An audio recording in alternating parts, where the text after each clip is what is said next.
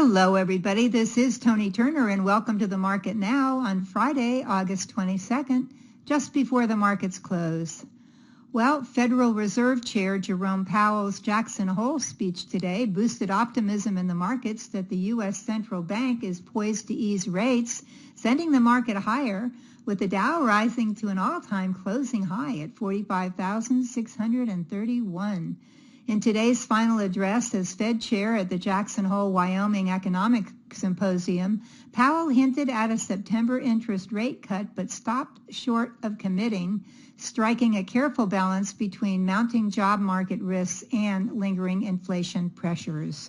So on that positive note, let's go on to three charts that could give us some insight into the week to come. First of all, as we always do, we're going to look at a daily chart of the S&P 500 SPDR, symbol SPY. This is, of course, the exchange-traded fund that closely follows our S&P benchmark index. Now, when I captured this chart today, the SPY was right before the close. It was at $644.80, trading right near its all-time highs, which are right here, just a point or so higher at about 646. And change. Now we can see here that the SPY has slowed its upward move here. It's slowed down a little bit in the past month or so, which makes perfect sense that it would. So now before it was trading at a premium last few months to its 20-day moving average, the red line, but now actually dipped below it a month ago just for a day, and is now just sitting atop its 20-day moving average. Which is now coming in at $636 and I think 75 cents right there. The SPY is still at a premium to the 50-day moving average, the green line coming in at 625, and of course the 200-day moving average, the black line down here coming in at 592.83. We'll call that 593 to make it easy. Now, looking back, because we want to know these support levels. Looking back here in February, we know that since the all-time closing high at that time in February at about 613, we know that from there the SPY rolled over, and indeed everything ended up going with it pretty much. Rolled over and came all the way down here to this April 7th low at 482. It bounced immediately, as we know. The SPY went up and almost hit its head on the 20-day moving average, the red line, then pulled back to 508, then rallied up all the way up, very steep angle up here to 595, dipped down to the 200-day, the black line, and the 20-day moving average right here, then dropped down to the 200-day at 593, then pretty much walked up its 20-day moving average, got a lot of spring going the second part of June and into July, then dipped a little here down to 619, then rallied back up to where we are now, right up here at 644.80, 685. Right here at the all-time highs is where we are now. Now, we know that since this April low, on April 7th low, this all the way up here to where we are now, the SPY has actually earned a 34% gain. So that's pretty darn good. I've been telling you about these gains now for several weeks. And I always talk about the trader who got in at the lows here and then moved up. I mean, I've been in the market a long time. This is a fantastic run. Let's say, well, that's all well and good, but what do we do with it now? So we're going to call resistance up here at 646. We want to know where, and we're really, when you're at all-time highs, you know, you don't have any clouds overhead here. We just, whatever happens, happens. You make your next, you make your next resistance point. The SPY will do it, but let's see where it goes. So again, we've got potential resistance here at 646. We have potential support at the 20-day moving average at 636. 50-day moving average, again, the green line down at 625. Again, we have this price pivot here, potential support at 619. and the 200-day moving average is down here at 592 and change. So actually a lot of potential support here. We can count the 613 as potential price support, and that comes in pretty close there. So quite a bit of potential price moving average and price support all the way down. As I've been saying in the past few weeks, of course, it would be best if the 50-day move, if price can stay above the 50-day moving average. That's always a nice thing. It's always a good feeling coming in at 625 here. Our next chart is a daily chart of the Invesco QQQ, symbol QQQ. This is the ETF that closely follows our NASDAQ 100 index, which is the top 100 non-financial stocks in the NASDAQ stock market. And that, of course, includes the Magnificent Seven, Meta, Google, NVIDIA, Microsoft, that whole group. Now, when I captured this chart today, the Qs right before the close were trading at $571.61, just above, right here, just above the green line, the 50-day moving average, which is coming in at 557.44. So we can just, I don't know, we can call it 557 here. The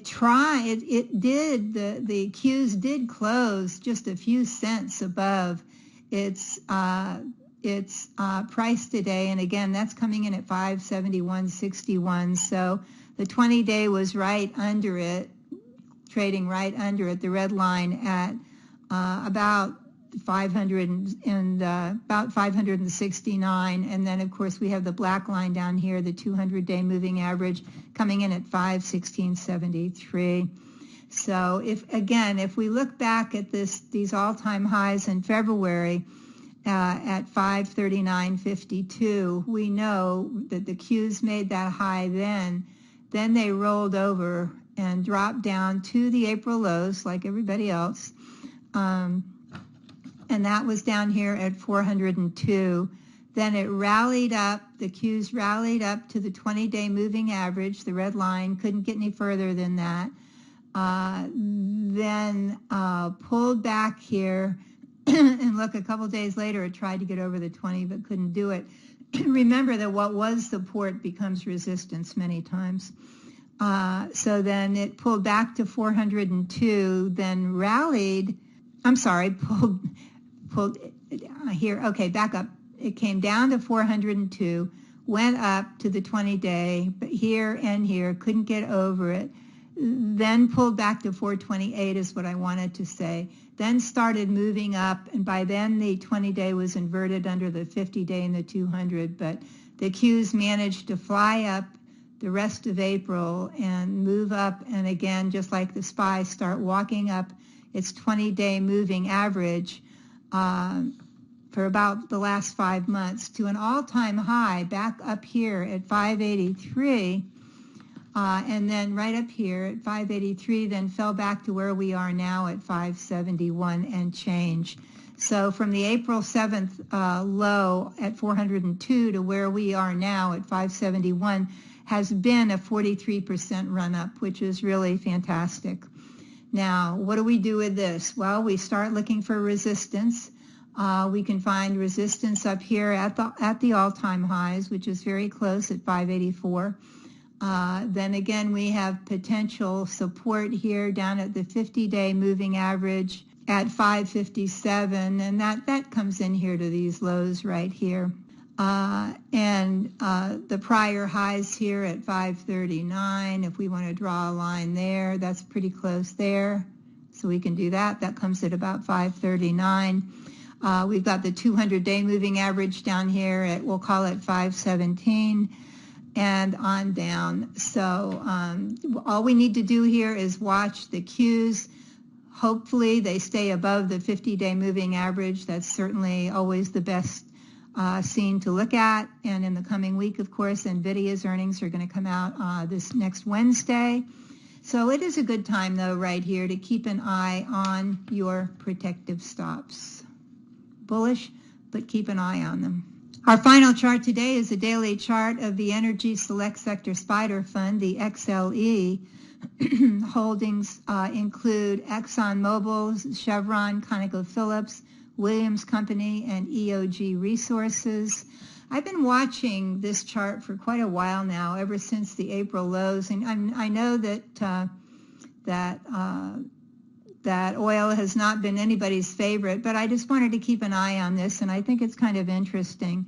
Now, when I captured this chart today, the XLE was coming in at $88 right here, $88.22. And the moving averages are a little mixed up here. They're inverted. The 20-day, the red line, is coming in here at $85.93.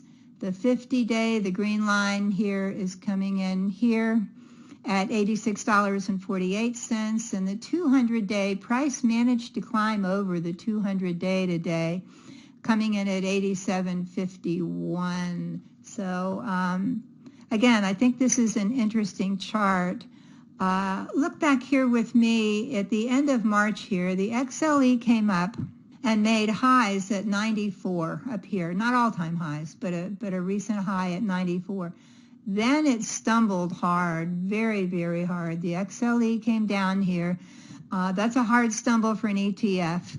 It tumbled to a low at 75, then slowly climbed up back through its 20, back through its 50, and came up to the June highs here, finally at about 90. So it came up, made the dip, made another dip, came up, finally climbed over the 200-day moving average, couldn't stay over it, came back down to the 20-day, didn't go below the 50.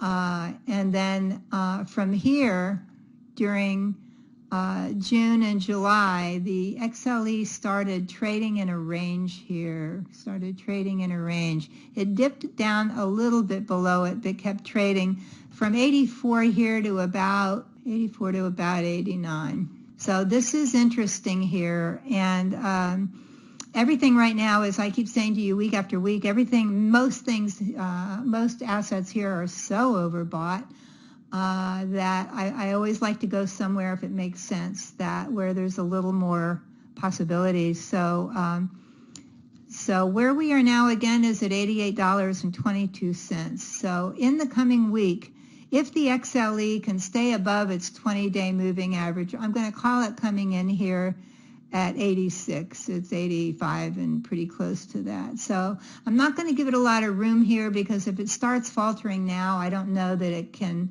keep going higher. But if it can stay fairly positive, and I really want it to stay above 86 right here, if in the coming week the XLE can do that, and if the market is behaving reasonably well, I will buy a small position, not big, but a small position of the XLA in my trading portfolio with a stop. And I'm going to put my stop in down here to protect it at 84. Of course, if you want to make it higher, you can.